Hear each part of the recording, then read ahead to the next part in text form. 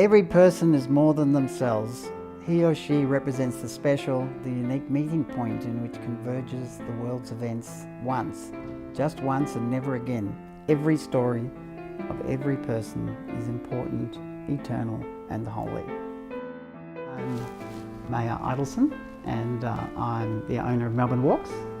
I'm a walk leader in the city of Melbourne and the suburbs of Melbourne, and I own the company Melbourne Walks.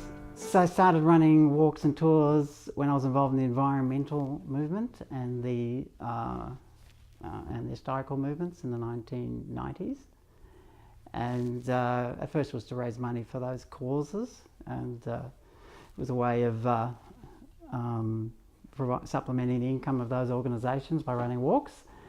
And the City of Melbourne started to boom, and I was always running walks for 20 years part-time, and I started to expand and run them for schools.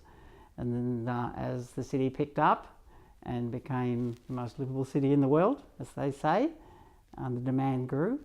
I started running walks for the Centre for Adult Education, and 2 years ago I started running them full-time. Although it's a business and an income, it's also a way of giving back as well. So we're involved in many community projects. We're involved with our fellow citizens in concerted actions to keep the fabulous environment that we've inherited. Being a tour leader is all-encompassing. We've got to advertise the walks, find the clients, book them in, and then take care of them and make sure they're well looked after as well as insured and happy and content, and that they have some kind of experience that they can go home and tell all their friends about and say, wow, do you know what I did today? Primarily above and beyond and everything else, we're storytellers. We tell stories, we interpret stories, and which is why I'm a writer as well. So I started writing books and then for organisations for free, and then they'd sell them and derive income for that. So one of the earliest walks I wrote was a children's story to raise funds for the penguins on St Kilda Breakwater. So I headed up the campaign from Earthcare, which created the sanctuary there. That has expanded, and generally I've written 15 books about Melbourne so far.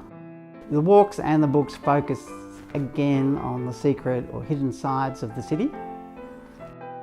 But we like to think of tours as theatre of the street, and that everybody is a participant in a drama, a once only unique event in history, where they're walking in time through a street and events are happening on that day at that time, and that we're creating history as well as looking at history of the past. And that history that happened in those early years is largely lost.